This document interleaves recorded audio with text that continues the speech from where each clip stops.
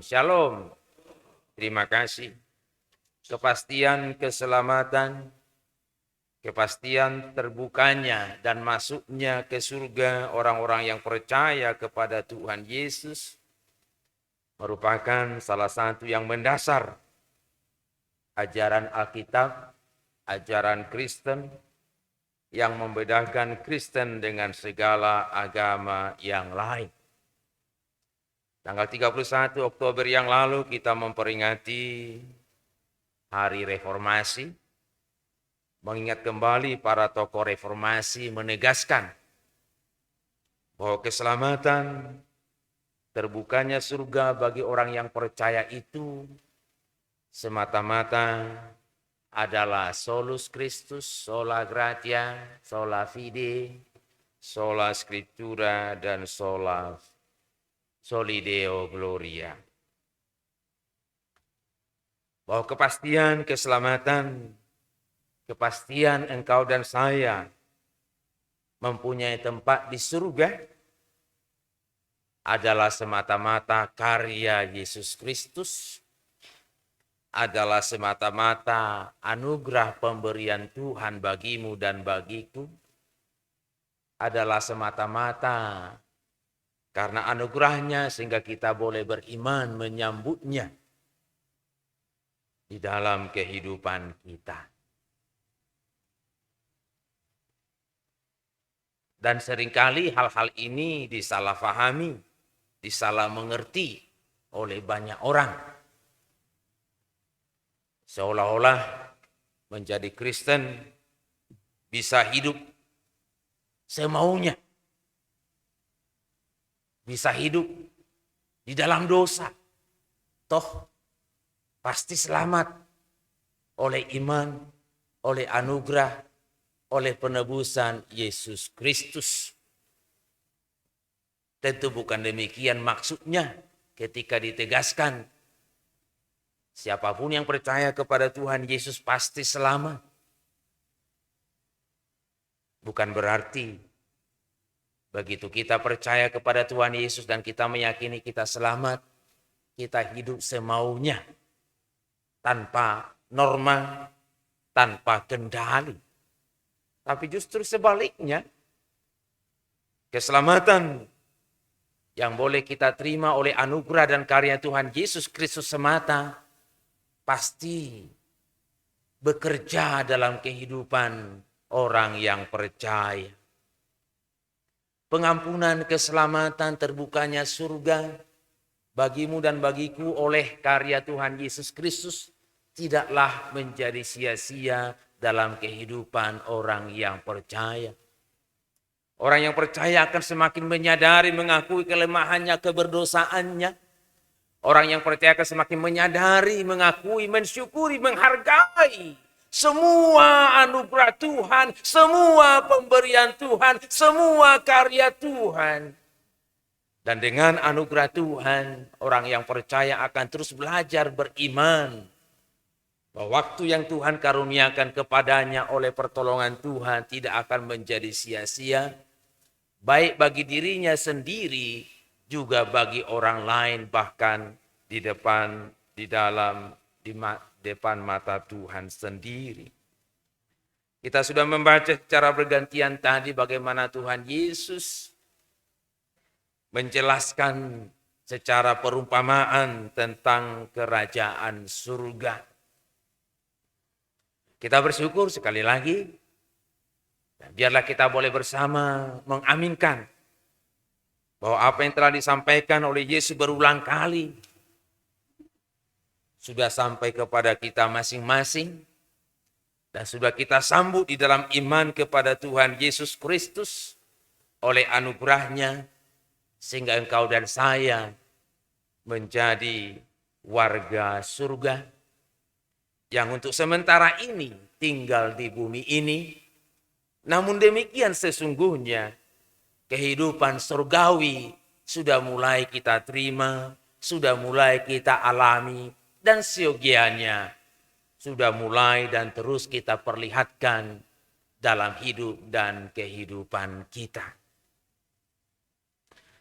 Kita mendengar tadi perumpamaan hal kerajaan surga. Bagaimana diumpamakan laksana seorang tuan yang bepergian ke luar negeri, memanggil hamba-hambanya, diwakili oleh 3 orang, dan mempercayakan kepada mereka ada hartanya, ada yang dipercayakannya 5 talenta, ada yang dipercayakannya 2 talenta, dan ada yang dipercayakannya 1 talenta. Sesudah lama, tuan itu pun kembali. Dan yang 5 talenta segera datang melaporkan, lihat, 5 talenta Tuhan percayakan kepadaku. Aku telah beroleh laba 5 talenta. Demikian juga yang 2 talenta. 2 talenta yang Tuhan percayakan kepadaku, lihat, aku telah memperoleh laba 2 talenta.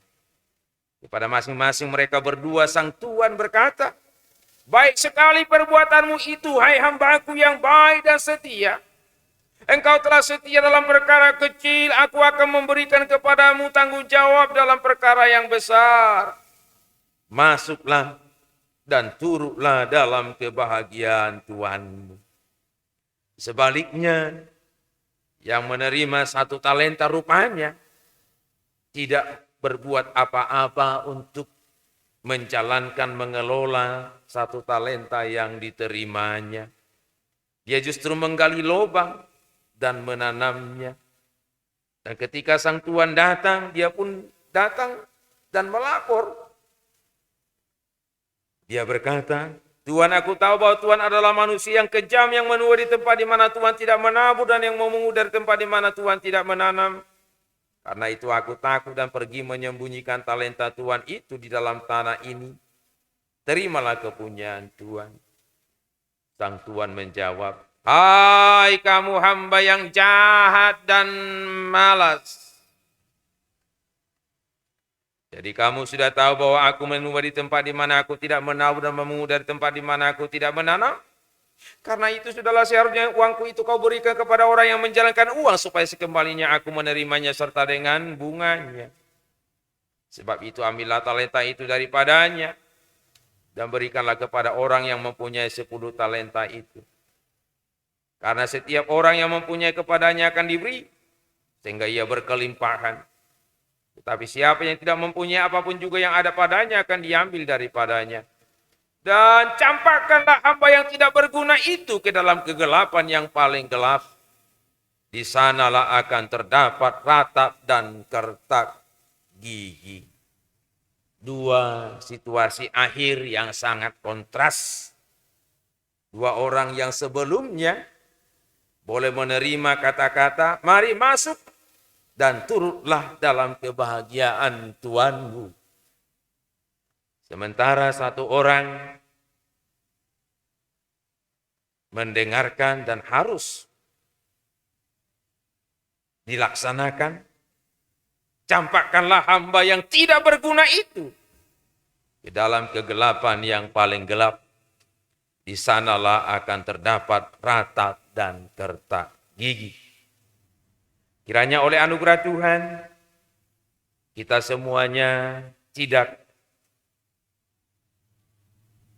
ikut, tidak terhitung ke dalam tanda petik kelompok yang terakhir tadi, yang tidak menjalankan talenta dengan bertanggung jawab, malah mengatakan bahwa sang tuan adalah jahat, dan karenanya dia harus dicampakkan ke tempat kegelapan yang paling gelap, yang terdapat ratap dan kertak gigi. Biarlah kita aminkan oleh anugerah Tuhan, oleh pertolongan Tuhan, kita terhisap ke dalam bilangan kelompok yang pertama, yang boleh mendengarkan kata-kata sang tuan. Pada akhirnya, masuklah dan turutlah dalam kebahagiaan Tuhanmu. Dan sebelum kata-kata itu Pada kali terakhir kita dengarkan, kita pun bisa mendengarkan kata-kata Tuhan itu kepada kita masing-masing. Baik sekali perbuatanmu itu, hai hambaku yang baik dan setia. Engkau telah setia memikul tanggung jawab dalam perkara yang kecil. Aku akan memberikan kepadamu tanggung jawab dalam perkara yang besar. Namun demikian, sidang jemaat yang dikasihi dan diberkati oleh Tuhan, perlu tetap kita sadari, jangan sampai kita salah paham. Seolah-olah kita masuk surga karena kemampuan kita menjalankan talenta. Karena kemampuan kita mengelolanya sehingga memperoleh 5 talenta, 2 talenta. Jangan salah paham seolah-olah kita masuk neraka, tanda petik manusia masuk neraka karena tidak mampu menjalankan 1 talenta. Karena kalau seperti itu berarti masuk surga atau masuk neraka tergantung kepada kemampuan manusia berbuat baik atau berbuat jahat. Bukan sama sekali. Bukan demikian ajaran Alkitab. Kepastian masuk surga tetap hanya ada di dalam dan oleh Yesus Kristus. Hanya oleh anugerahnya, hanya oleh pemberianmu. Tugasmu dan tugasku adalah maukah menerimanya, menyambutnya, atau menolaknya, atau membuangnya. Menyambutnya berarti kita beriman, percaya kepadanya. Namun bukti percaya kita kepadanya menyambut anugerahnya yang mahal itu nampak dalam hidup dan kehidupan kita. Bahwa anugerahnya yang menyelamatkan itu berkuasa membaharui hati kita, pikiran kita, karakter kita, seluruh hidup kita. Bahwa keselamatan yang kita terima itu tidak akan menjadi sia-sia. Keselamatan yang kita terima itu akan bekerja dalam hidup dan kehidupan kita. Sehingga kita semakin bergairah menjalani kehidupan kita ini. Untuk kiranya tidak menjadi sia-sia.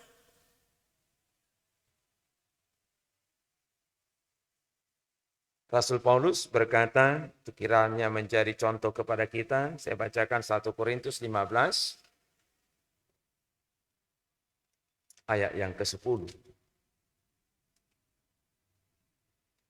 1 Korintus pasal 15,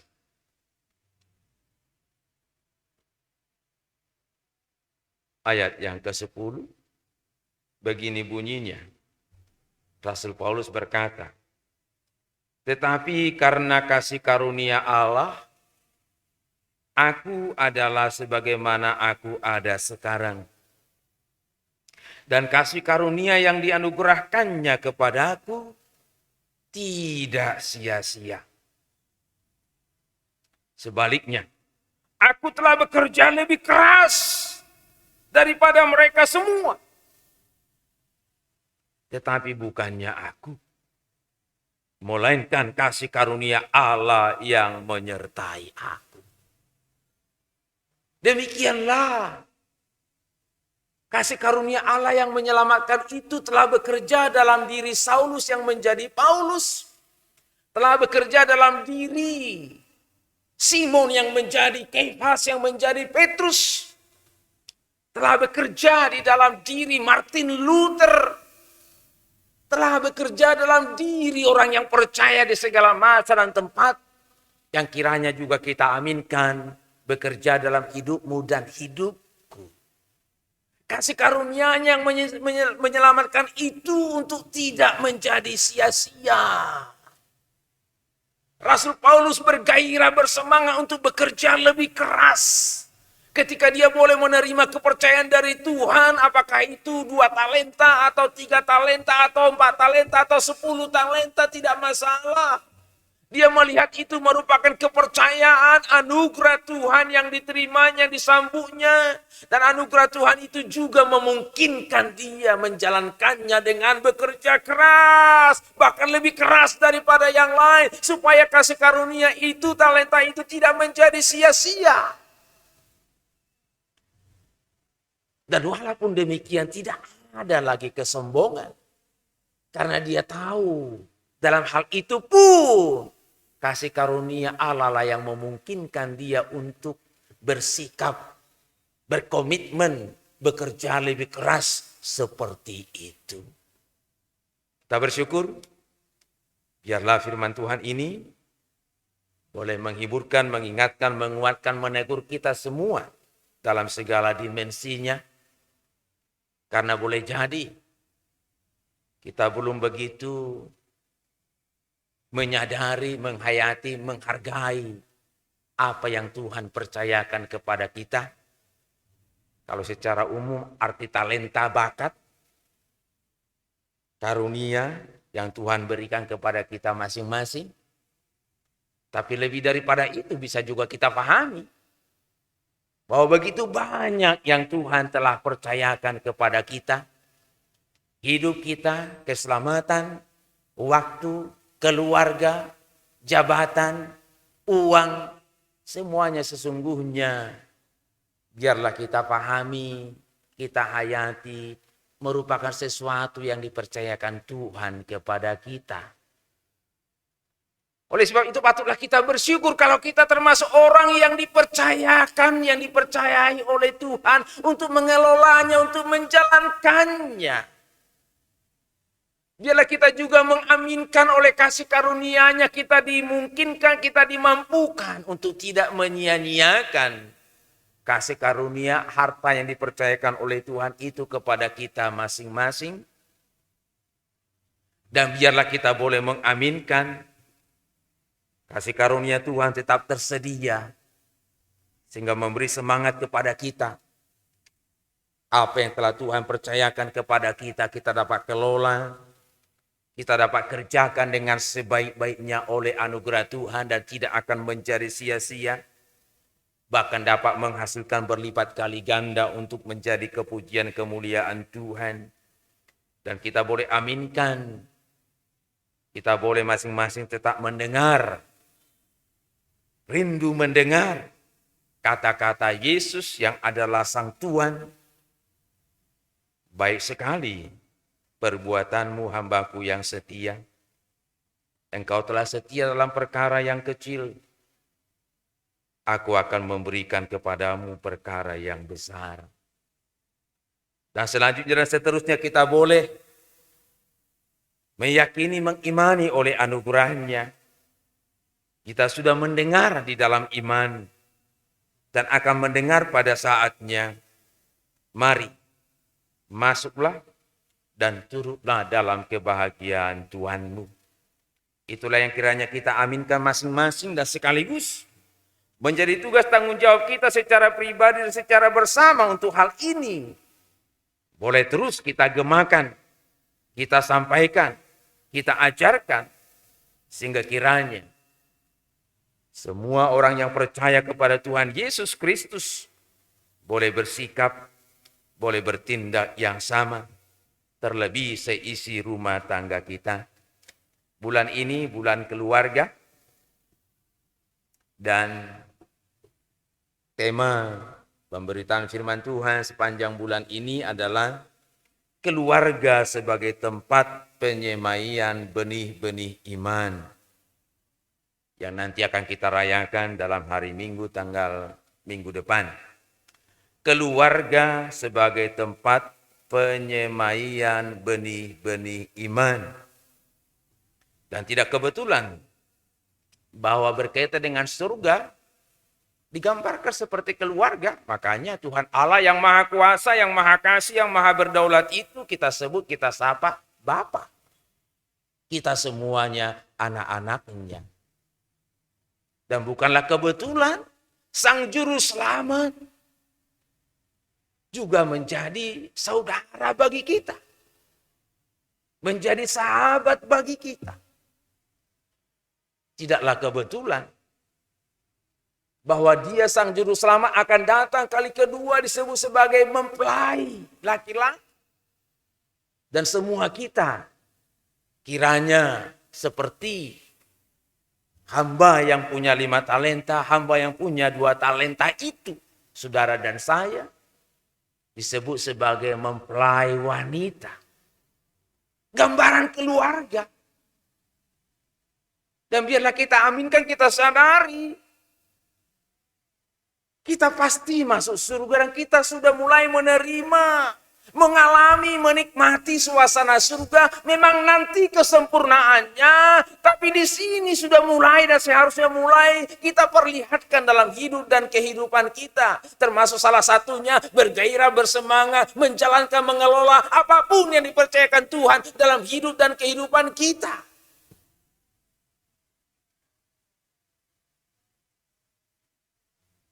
Tuhan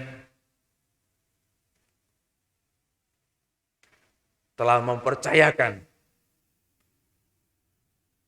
hartanya kepada 3 hamba dalam perikop kita.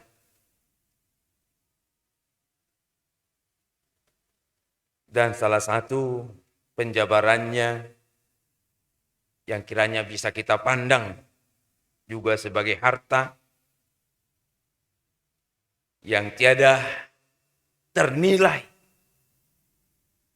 harganya dalam hidup dan kehidupan kita adalah iman. Ketika anak-anak kita, seisi rumah tangga kita boleh bersama bertumbuh dalam iman, berbagi di dalam iman, harta yang luar biasa. Yang memperlengkapi setiap pribadi kita, keluarga kita, boleh menikmati kehidupan surgawi di dunia ini dengan segala tantangannya, termasuk dalam masih wabah COVID-19 ini. Bahwa suasana kehidupan surgawi itu boleh kita terima, boleh kita alami. Dan dasarnya tidak lain adalah iman kita kepada Tuhan Yesus Kristus.